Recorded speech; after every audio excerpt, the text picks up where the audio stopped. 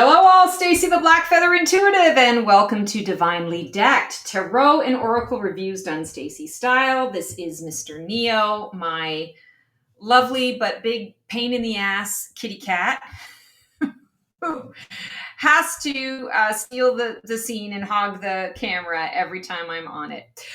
So today we are going to do something different. This is 5 VRs in 5 days, and I am woefully behind on this. This came out months ago.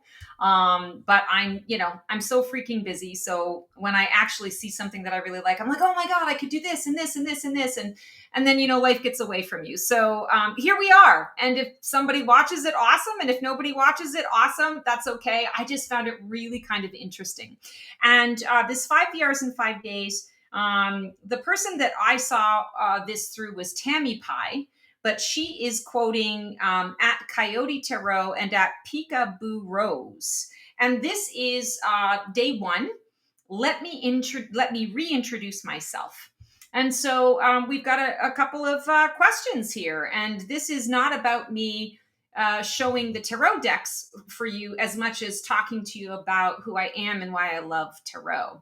So I am Stacy the Black Feather Intuitive. I am a psychic intuitive. I've been doing this officially as my main source of income and living on full purpose for the last 12 years. Where am I from? I am originally from Canada. I'm from a city called Windsor, right across from Detroit in Michigan. So a lot of the Michiganders know us because we tend to cross the border often. When I was growing up, it was a very common thing for us to cross the border for lunch.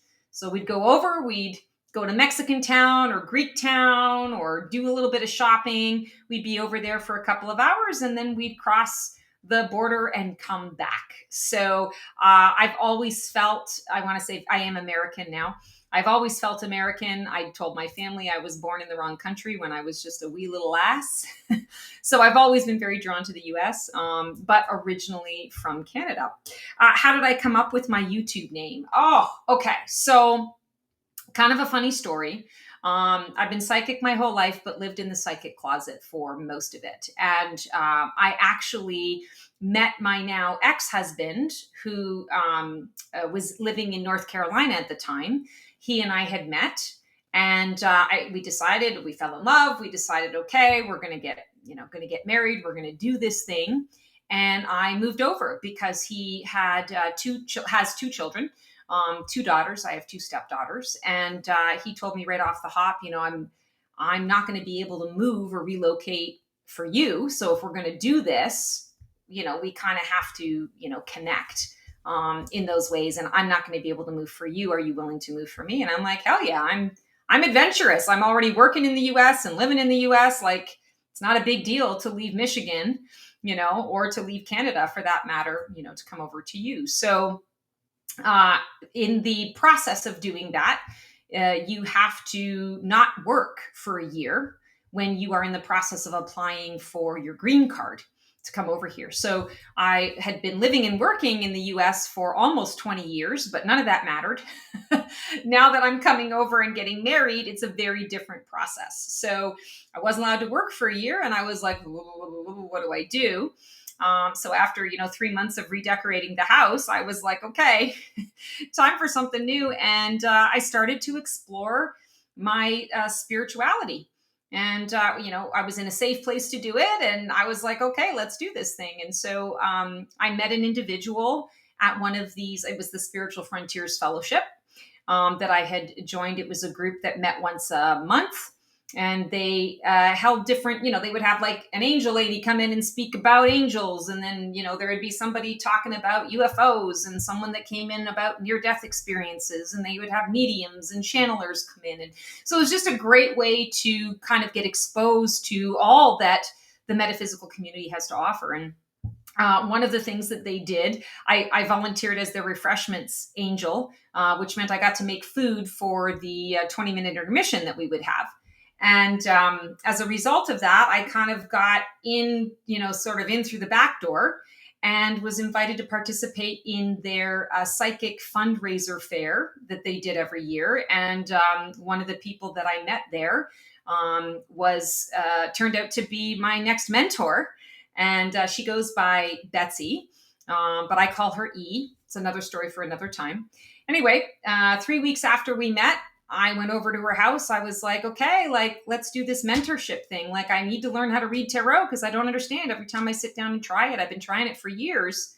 I get caught and I just keep going back to the guidebook and then I'm lost and I don't understand. I just don't get it. I don't get any of this. And so after our first session, that was very powerful and very exciting. I was like a kid at a candy store, and I went home to my husband and I said, oh my God, I'm psychic. I'm psychic. Like, I was able to read the cards and like I didn't have to use the guidebook, and she was able to validate most of what I said. And like, it was just so amazing. And he was like, oh, like, I'm proud of you, babe. Like, that's awesome. And I said, oh my God, like, this is my purpose. I'm supposed to do this. So, my homework is I have to read for 3 people. And like, I just feel like, like, I just can't explain it to you, but I feel like this is just like so unbelievable. And like, I just feel so. And he said, she's your magic feather. And I'm like, magic feather? What do you mean she's my magic feather? He goes, Dumbo. The magic feather, the ruse, the mouse, Dumbo not, wanting to fly. And the mouse goes to the crow, and the crow plucks a tail feather and says, tell him it's magic, and then he's going to be able to fly. She's your confidence. She's your magic feather. I was like, oh my God. And literally after that, within less than 30 seconds, I was like, I'm the black feather intuitive. Because I said to him, magic feather's too cheesy for me right now. I'm not a cheesy girl. And I was having a hard time kind of coming out of the spiritual closet anyway. So I was like, I need something that is not going to attract too much attention, right? So in 30 seconds, the black feather intuitive. And there it was. So that is the name of my channel. That's the name of, me, my business. That's what I go by. And to be honest with you, if I could change my last name to the Black Feather Intuitive, I probably would, because it feels so much more authentic than my real last name. But there you have it. So how long have I been reading tarot?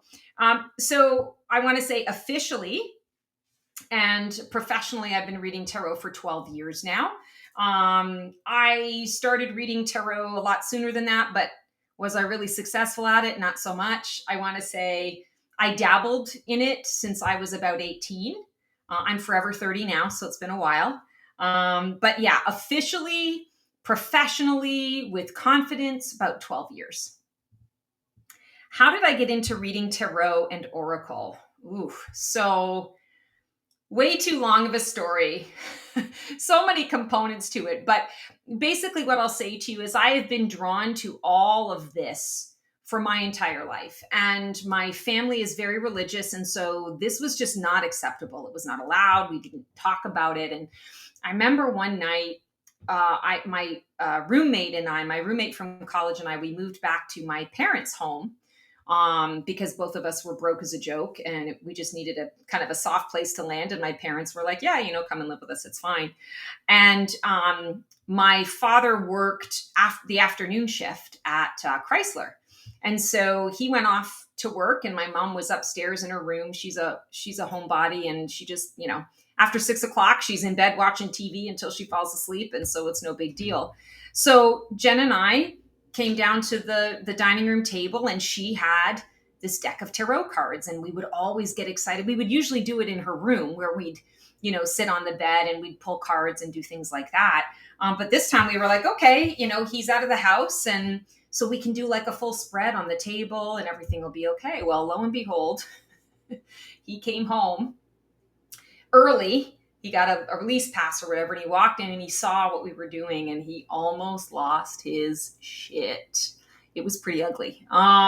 So after that experience, like I had dabbled in it, for a few years prior to that, especially being away from college, in college, I didn't have to deal with all of that stuff. But it was after that I was like, okay, like I need to find a way to be able to do this, without all of this pomp and circumstance. And shortly after that, I finally was able to move out, and that changed everything. But I would say to you, like, I probably like officially started really getting into it about 18 years of age when I moved out.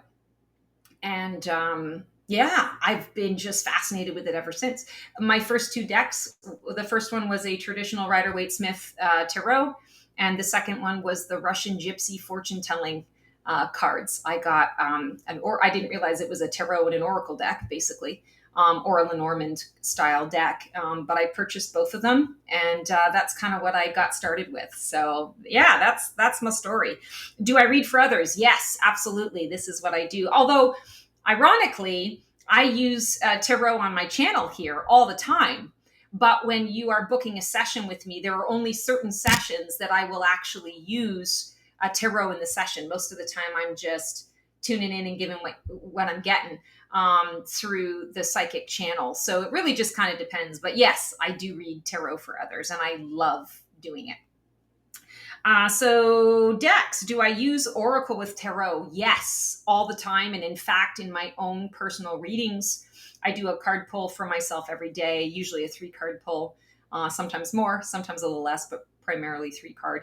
And my routine is I pick a tarot deck and an oracle deck every day. And they don't necessarily have to like be matchy. It's more of what I'm drawn to that day. And I'll do 3 question prompts for myself, whatever it is that I want to know in that day, for that day, about whatever's coming up.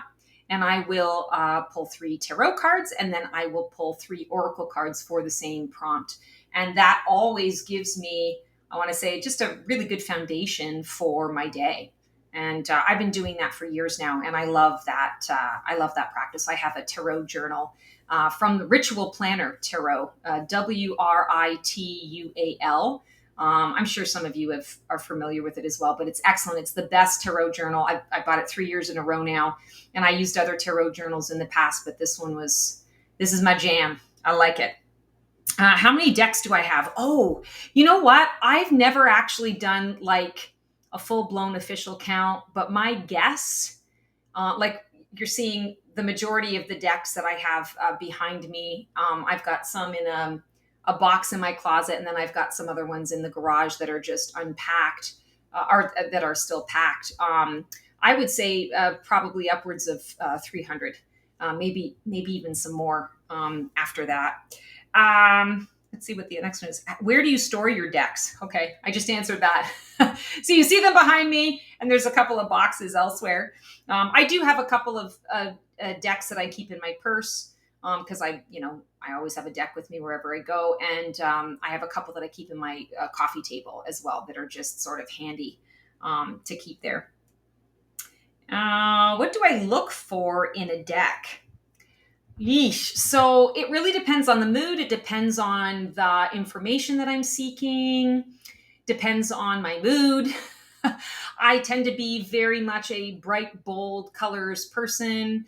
I'm very visual. You could say that about a lot of people, that the imagery really has to speak to me.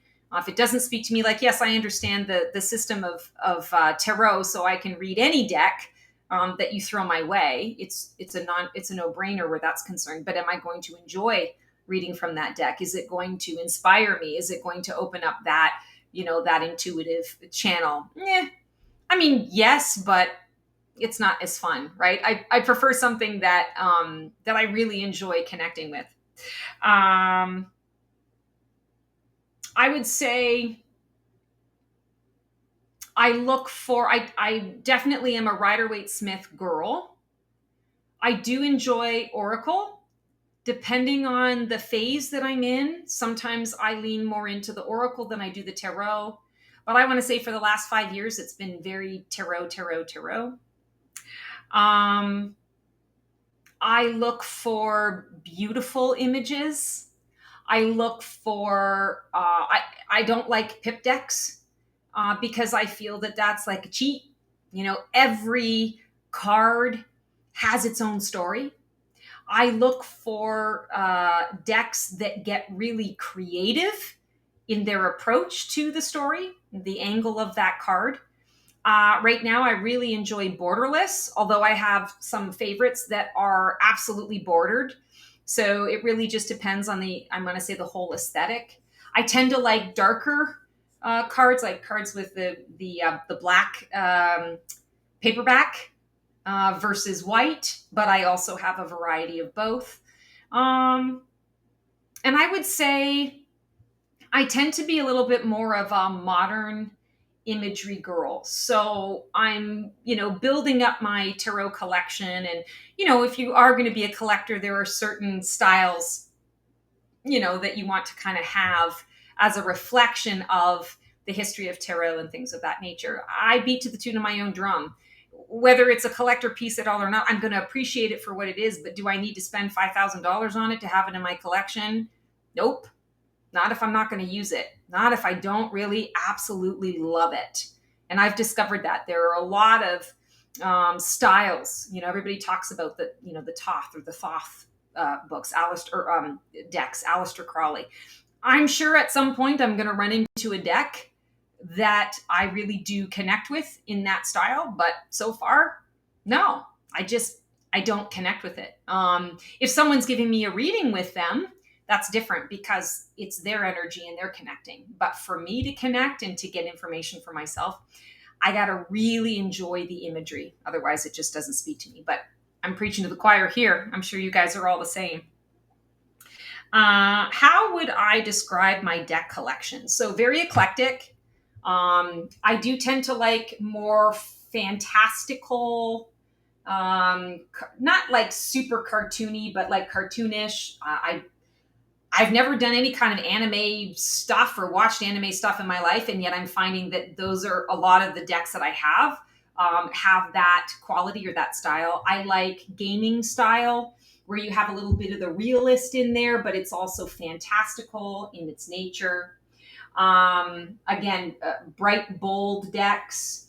I like larger decks. I like regular size decks. I'm not a big fan of the medium, like the mini decks at all. I don't know if it's just because I have big hands, and I'm just used to, shuffling the bigger decks. Like I totally get the novelty of it. And I mean, it makes a lot of sense. Like I actually have a mini deck. I bought it not realizing it was a mini deck. And now it just is a staple in my purse. But as a result of that, I don't use it for myself. I use it, when I'm out and about in the world.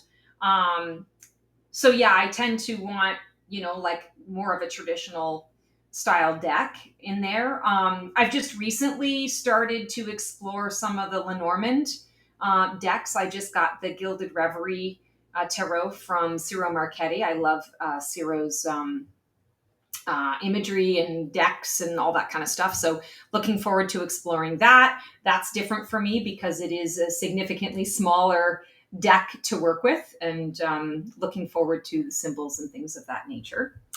Let's see.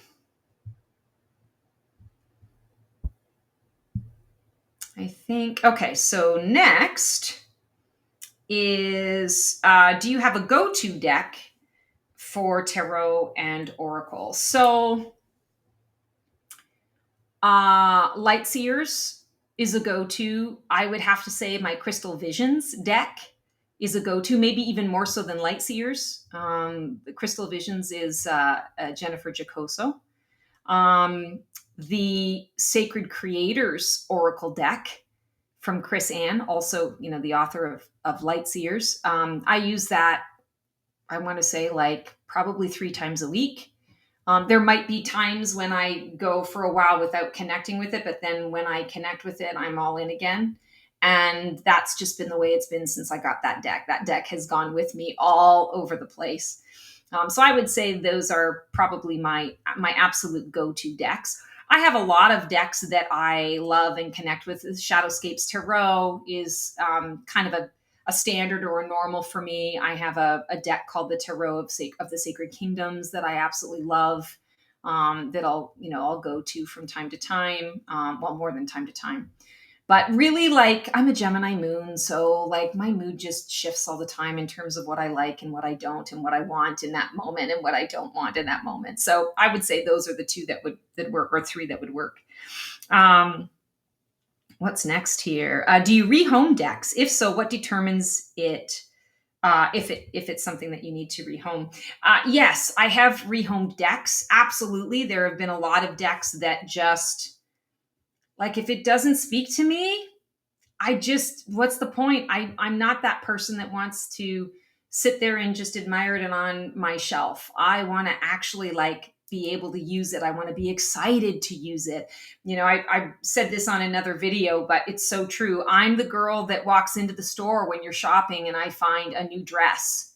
And I'm so freaking excited to wear it that I tell the sales associate to cut the tags off because I'm wearing it out of the store. Like, that's the me in all of this. So when I'm making any kind of purchase, I don't want to purchase something just so that I can just sit there and look at it. I mean, unless it's like beautiful artwork, that's different. But with a card deck, my intention is to use it 150%. So if I'm not connecting to it, if I don't like the imagery, if it's not speaking to me, if I've outgrown it, and I'm sure you guys have experienced that as well, we can outgrow our decks. Absolutely. If I feel the inclination, I'll pass it on. I will say I've been caught a couple of times. One that I'm thinking of right now is the Kuan Yin Oracle from Alana Fairchild. I gave it away to a really good person who I'm sure really does genuinely appreciate it. I had written all, handwritten notes in the book and whatever. And I mean, the card quality was just incredible. And the second I gave it away because I wanted her to have it, felt like I didn't need the deck anymore, like I wasn't going to connect with the deck anymore. And boy, was I wrong. And I want to say maybe 2 weeks after giving it away, like my heart hurt. I missed it. It was calling to me. And I wasn't going to like call her up and say, hey, can I have the deck back? So, she still has the deck, and I just turned around and bought another copy for me. And I was so bummed out because the copy that I had was a much better quality. It must have been like a first edition. And, the next one that I had is not as good, but you know what? It is what it is. Lesson learned. So I've been burned with that a couple of times with rehoming. And now that I'm like actually like collecting the tarot, I don't know that I would rehome quite as flippantly as I used to. So yeah, live and learn. Lesson learned. What does my tarot practice look like? Daily, location, tools I use, and when do I turn to the cards for answers? Okay, so I talked about that a little bit. I do a tarot journal. It's a spiral, basically daily notebook, and I pull 3 cards. I write out different prompts for myself. Every day I use a different tarot deck or a different oracle deck as a combination. I have I'm kind of kooky, so I have special markers that I like to use, special felt tip pen markers, and so there's lots of color. And it also does new moon and full moon readings and full year readings, and just it keeps you very engaged and very active. And so that is a huge part of my tarot practice. Yes, I do read daily with the occasional, if I'm on a like I went to Vegas for an overnight to hang out with my ex. He was there for a DEF CON conference, and because I was going overnight and it was such a short trip, I just didn't bring any of my stuff. I always have my tarot deck with me in my purse, but I didn't bring my journal or anything. So there were 2 days when I didn't pull tarot, but that's very unusual. Most of the time, I'm really engaged with that. Tools I use, I use the cards. I go with what I'm really feeling in that regard. So that's pretty basic. When do you turn to the cards for answers? Like all the time. Like with everything, especially when I've tuned in to something and I'm having a conversation with my guides, and I just need to like make sure that I'm not rewriting the narrative in a negative way, or I want, clarity on, did I really hear the message correctly? When I'm writing out, and I'll pull cards on it, and the cards are always going to let you know, yes, this is the right thing. You're on the right track, or nope, that's not what we meant at all. And we meant this over here. So yeah, there's not a day that goes by that I don't pull a card. So on my little track where I said to you, I didn't pull cards for those 2 days, I didn't pull cards in my journal, but I also have an app on my phone that allows me to pull cards for the day. I don't, document that. I just kind of have that as a little, 30-second mental practice. But yeah, every day I'm connecting to cards of some kind. So yeah, it's fun. It's just it's become a part of me. It's become a part of my routine. What does a typical tarot reading look like with you and for you? So with me, I usually have 2 or 3 decks. Like I do a service every year called Your Year in Preview. And I've been doing that for 9 years, 10 years. It's one of my most popular readings. Everybody loves it. I do it for kind of a limited time. And at the beginning of this season, of Year in Preview season, I connect with my guides and I know the 3 tarot decks that are going to be the decks that we work with for those readings. And each person, when we get on the call for our session, I describe the book or the deck, or I show them the deck, and they get to choose which one they resonate with, and off we go. If I'm working with a card deck for you in one of my other services, I have a lot of Phoenix journeys because I do a lot of work with transformation with clients. And if you're doing a Phoenix journey, cards are a part of that process. I will, before our session, I connect with your guides and I pick 2 different card decks that I feel are going to represent whatever, is coming up. And then they get to choose between those 2. So that's what it looks like with with me. And then a tarot reading for myself. Again, it's all about the card prompts. I'm really clear on what is the question that I want to know. I might jot it down in my notebook just so I don't forget, or I'll voice dictate it, especially if I'm pulling more than 2 or 3 cards at a time. But yeah, I just shuffle, and for me, it's about the card that stands out to me. So, or sometimes the card that I'll feel it. I'll feel it on my hand. Oh, that's the card. So I just go very, very clairsentiently. I go based on feeling. What kind of content is your favorite to post? Sorry, I'm just doing this on my phone. I'm looking at this. What kind of content is your favorite to post and watch? So if you guys are following my channel at all, I have so much. I love my day drinking and tarot, my Black Feather Couture, Divining a VIP Life series. I love filming it. I love combining my 2 passions, which is the wine and the tarot together. I enjoy sharing of wisdom, knowledge, making sure that everybody knows, like, we're all freaking human on this journey and nobody has got it all together. And, I lived so much of my life with shame. And so for me, it's like talking about my life and sharing some of the experiences, whether I feel that they're, big blunders or mistakes or something that can help you. Like I feel like it's part of my in service to, make sure that we all know that that we matter, that we're one, that we all have, fucked up and that we're still okay. You know what I mean? Like still worthy of love and, engagement and support and comfort and, all the things in the stuff. So, yeah, I would say the content that I try to, that I love posting really is connected to that. So when you're watching anything, you're really watching me. Like if you were to meet me in real life, I mean, sure, I have, some of my things that are, like I don't put my dirty laundry out there or anything like that for everybody to see, but I'm, what you see is what you get. So I'm really very much about that. I love doing, like the transformational tarot that I do. I love doing anything that allows me to work with cards, because I have so many of them. I want to have the opportunity to work with them. So I love that. I love giving readings on YouTube. I love just being able to connect and to share a little bit of that side of me with everyone else. So yeah, I post all sorts of things. I've done so many different things. What I don't always enjoy is, when you get on and you do a live, and I've been doing this for a really long time, but everybody is just so oversaturated. And I find that it is a drain when you're getting on to do a live and it's crickets kind of thing. I really thrive in doing the pre-record or doing the collaborations and then being able to watch the enjoyment or watch the responses of people that are watching it afterwards. So I don't know. I just threw that in there. So whatever, take what works for you, leave the rest behind. Is what I always like to say.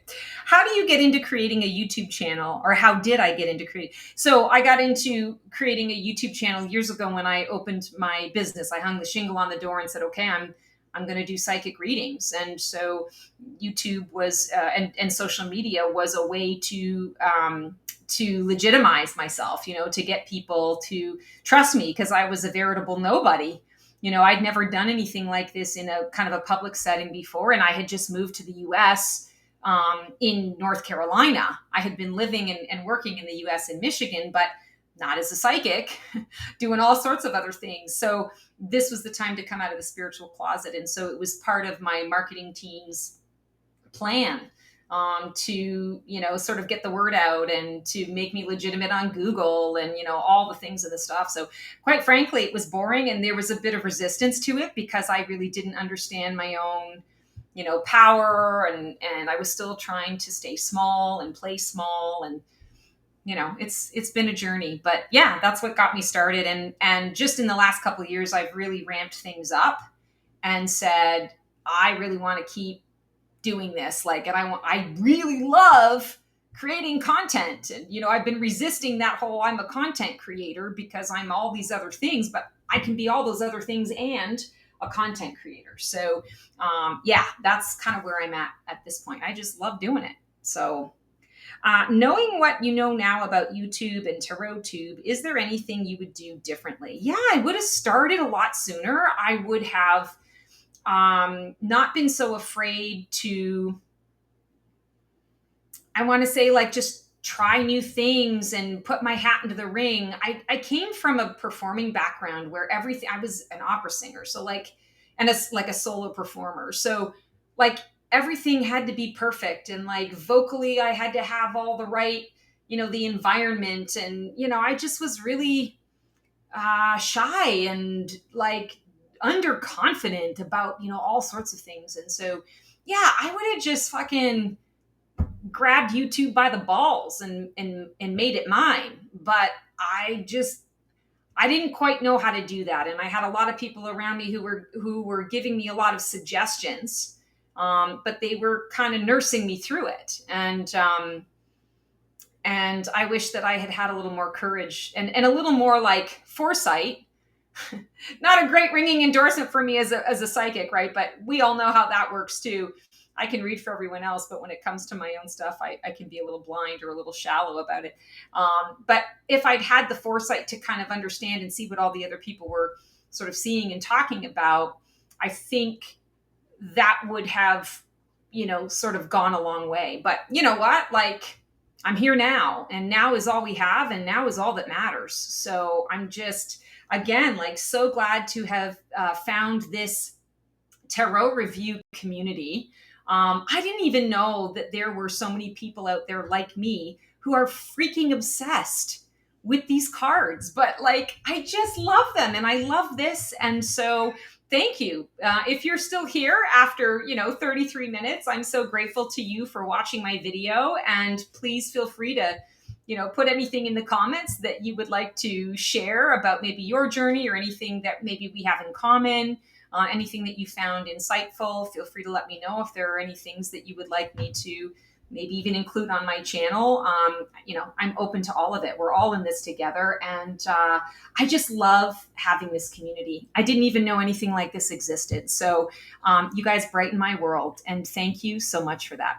So until I see you for, we're going to do the second VR, 5 VRs in 5 days. Day 2 is tomorrow. So I will see you then. And until then, have a great night, a great day, a great afternoon, whatever it happens to be for you. All right, guys, take care and transform well. That's our show for today. I hope you enjoyed it. It was great to connect with you guys. Please like, subscribe, and comment for more content like this. And feel free to follow me on Blue Sky for even more content every single day. Can't wait to see you guys next week for another installment of Black Feather Couture, Divining the VIP Life.